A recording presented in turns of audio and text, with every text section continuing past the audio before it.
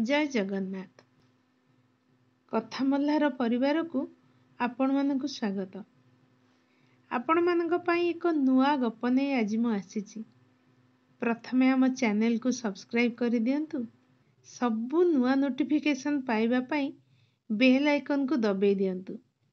ଗପ ଭଲ ଲାଗିଲେ ତାକୁ ଲାଇକ୍ ଆଉ ସେୟାର କରନ୍ତୁ। ଆଜି ଶୁଣିବା ମାନିନୀ ତୁ। ରଚନା ଆଉ ଉପସ୍ଥାପନା ମଧୁମିତା ମହାନ୍ତି। ତୃତୀୟ ଗଳ୍ପ ସଂକଳନର ପ୍ରଥମ ଅର୍ଘ୍ୟ ମାନିନୀ ତୁ।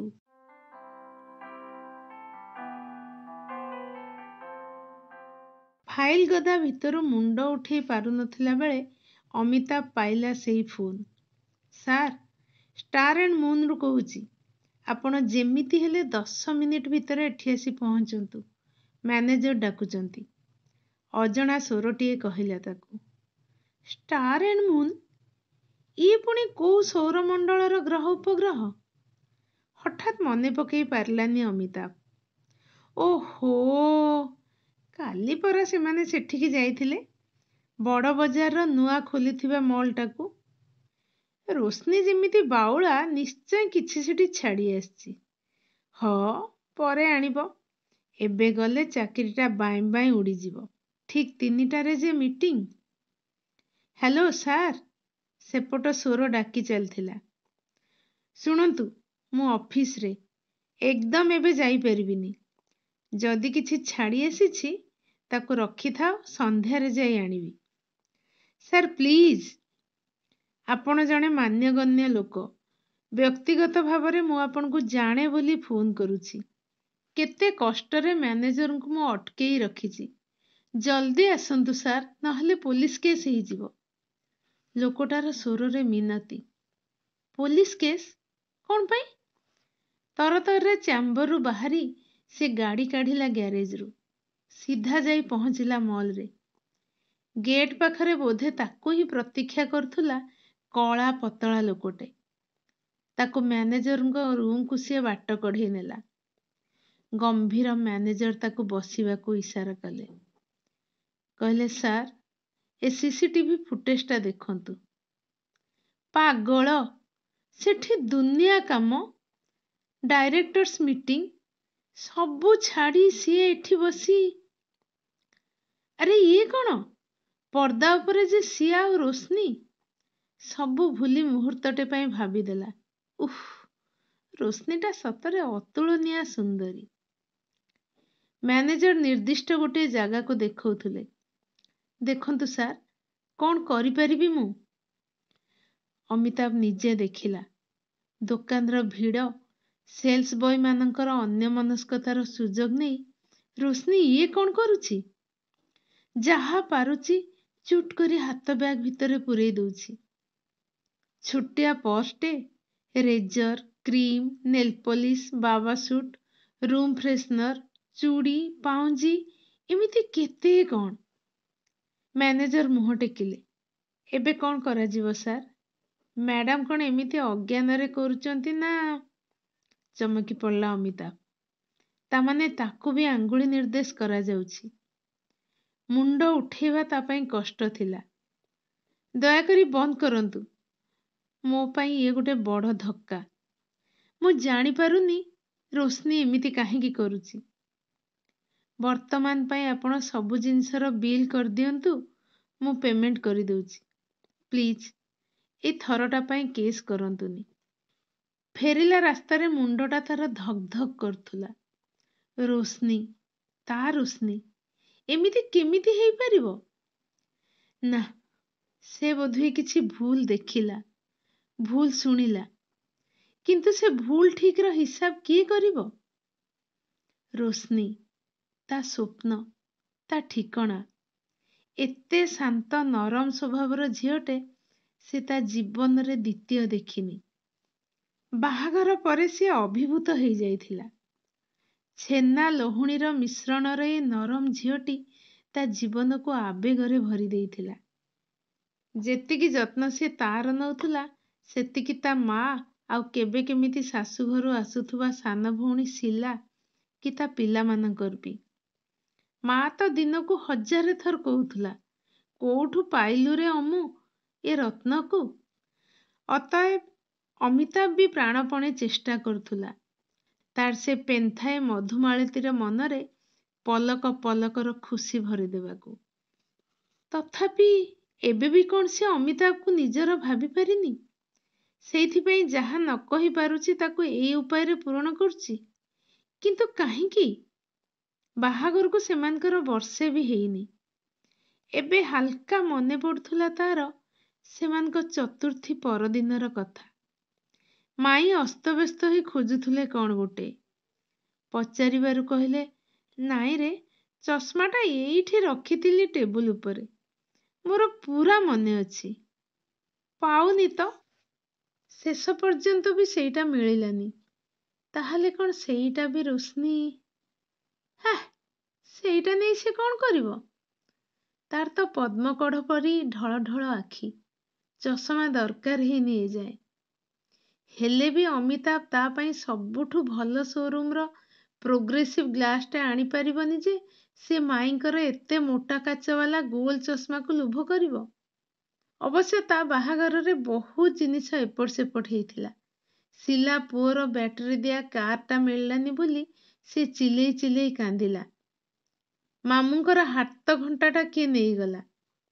ମାମୁଁ ଏମିତି ହାଲ୍ଲା କଲେ ଯେ ନୂଆ ବୋହୂ ରୋଶନୀ ବି ହସି ପକେଇଲା। ନିଜ ଘରୁ ଆଣିଥିବା ନୋଟରୁ କିଛି କାଢି ଅମିତାଭକୁ ଦେଲା। ମାମୁଙ୍କ ପାଇଁ ଘଣ୍ଟାଟେ ଆଣିଦିଅ। କହିବ ମୋ ତରଫରୁ ଭେଟି ଦେଇଛି। ତାଙ୍କୁ ସାଙ୍ଗରେ ନେଇକି ଯାଅ। ବୟସ୍କ ଲୋକ, ତୁମ ପସନ୍ଦ ତାଙ୍କ ପସନ୍ଦ କେବେ ବି ଖାପ ଖାଇବନି। ଜେଜିର ପାନ ଛେଚାର ବାଡ଼ି କୁଆଡ଼େ ଗଲା ଯେ ପାଟି କରି ସେ ବ୍ରହ୍ମାଣ୍ଡ କମ୍ପେଇଲା। ବାହାଘର ଗଣ୍ଡଗୋଳରେ ଏମିତି ହୁଏ।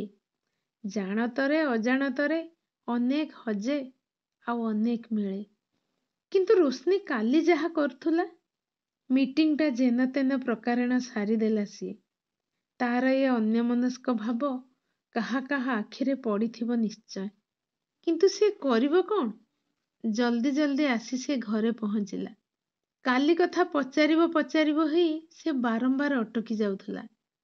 ଶାନ୍ତିର ସହର ହିରୋସୀମା ଉପରେ ବୋମା ପକେଇବାର ସାହସ ତାର ଆଦୌ ହଉନଥିଲା। ପରଦିନ ସଂକ୍ରାନ୍ତି। ରୋଶନୀ ଭୋରରୁ ଉଠି ପୂଜା ସାରି ବୋଉକୁ ଧରି ମନ୍ଦିର ଯାଏ। ସେମାନେ ଗଲା ପରେ ଅମିତାଭର ନଜର ପଡ଼ିଲା ରୋଶନୀର ଗୋଟେ ବିରାଟ ସୁଟକେସ୍ ଉପରେ। କଣ ଅଛି ସେଥିରେ ସେ କେବେ ଦେଖିନି। ଦେଖିବାର ଚେଷ୍ଟା ବି କରିନି। ଆଜି କିନ୍ତୁ କଣ ପାଇଁ କେଜାଣି ଟାଣି ଆଣିଲା ସେଇଟାକୁ। ଖୋଲିଦେଇ ସେ ଥମକି ଠିଆ ହେଇଗଲା। କଣ ନାହିଁ ତା ଭିତରେ?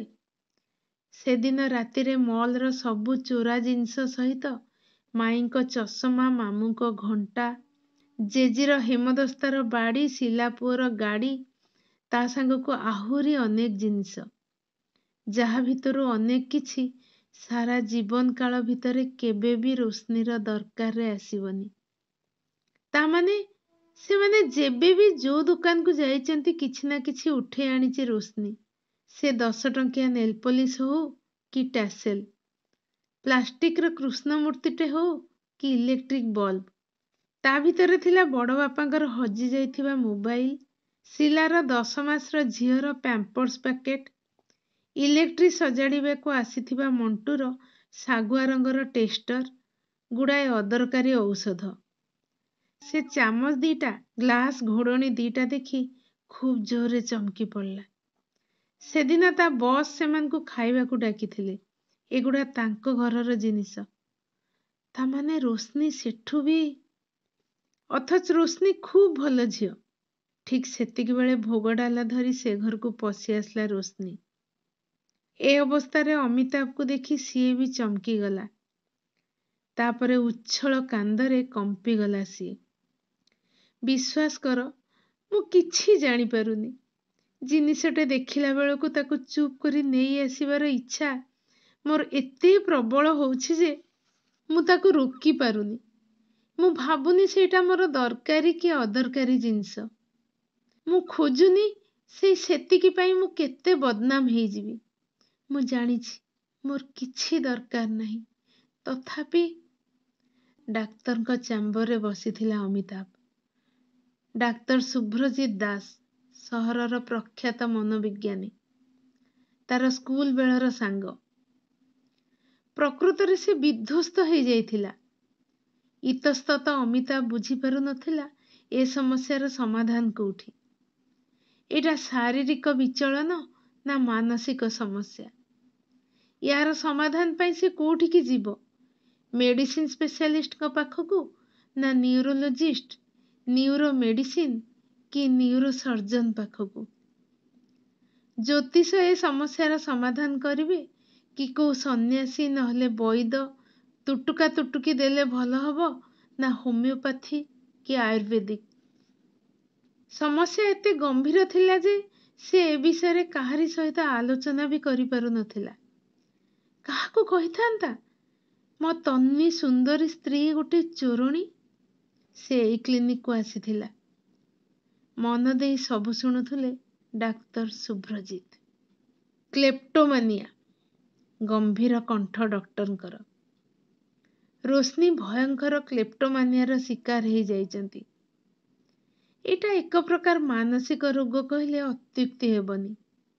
ତେବେ ୟାର ଚେର ଖୁବ୍ ଗହୀରରେ ଥିବ, ଅର୍ଥାତ୍ ବହୁତ ଦିନ ଆଗରୁ ଏଇଟା ଆରମ୍ଭ ହେଇଯାଇଥିବ। ଘରେ ହୁଏତ କେହି ବି ଜାଣିପାରି ନାହାନ୍ତି ବା ଜାଣିଲେ ବି ନଜରଅନ୍ଦାଜ କରିଦେଇଛନ୍ତି ଜିନିଷଟାକୁ। ସେଇଥିପାଇଁ ତାଙ୍କର ଏଇ ଅବସ୍ଥା। ତେବେ ଉପାୟ?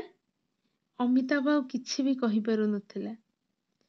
ବରଂ ତୁ ଗୋଟେ କାମ କର, ତୁ ହିଁ ବର୍ତ୍ତମାନ ଏ ଡ୍ରାମାର ମୁଖ୍ୟ ନାୟକ। ସ୍ନେହ, ପ୍ରେମ, ଭଲ ପାଇବା ଦେଇ ଚେଷ୍ଟା କର, ଯଦି କିଛି ସୁଧାର ଆସିପାରେ। ନହେଲେ ଅମିତାଭ କିନ୍ତୁ କିଛି ବୁଝିପାରୁନଥିଲା। କଣ କରିବ? ଅଥଳ ଜଳରେ ଭାସିଲା ଭଳି ଲାଗୁଥିଲା ତାକୁ। ଡିଭୋର୍ସ ଦେଇଦବ? ତାକୁ ତାଙ୍କ ଘରକୁ ପଠେଇଦବ? ନିଜେ ଲମ୍ବା ଛୁଟି ନେଇ କୁଆଡେ ଚାଲିଯିବ? ନା ପୋଲିସ ଡାକି ଧରେଇଦବ? ଅଥଚ ରୋଶନୀ ଭଲ ପାଇବାର ରଙ୍ଗରେ ଯେ ସଦା ମସଗୁଲ, ତା ହାତର ଅଦା ପକା ନାଲି ଚା ସତରେ ଅନନ୍ୟ। ଅମିତାଭ ଫେରିବା ଯେତେ ଡେରି ହେଲେ ବି ଅଭୁକ୍ତ ରୋଶନୀର ନରମ ଚାହାଣୀ, ସାମାନ୍ୟ ଜ୍ୱର କି ଥଣ୍ଡା ହେଲେ ବି ତାର ବ୍ୟସ୍ତତା, ସେବା, ଯତ୍ନ।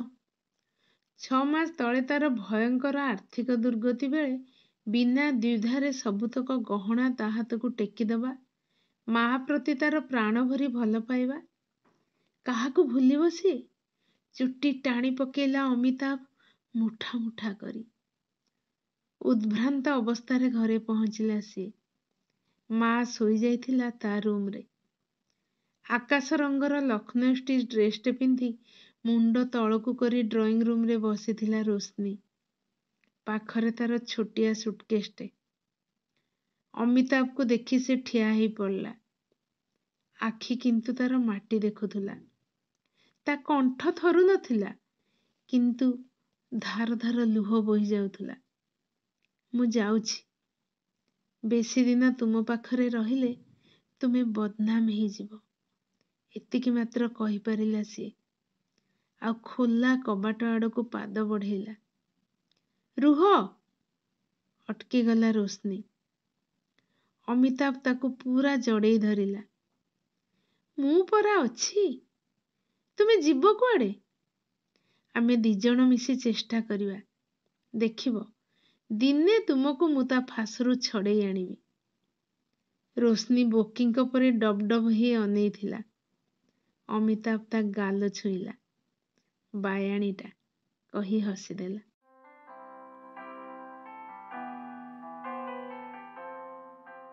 ଶୁଣୁଥିଲେ ଗଳ୍ପ ମାନିନୀ ତୁ।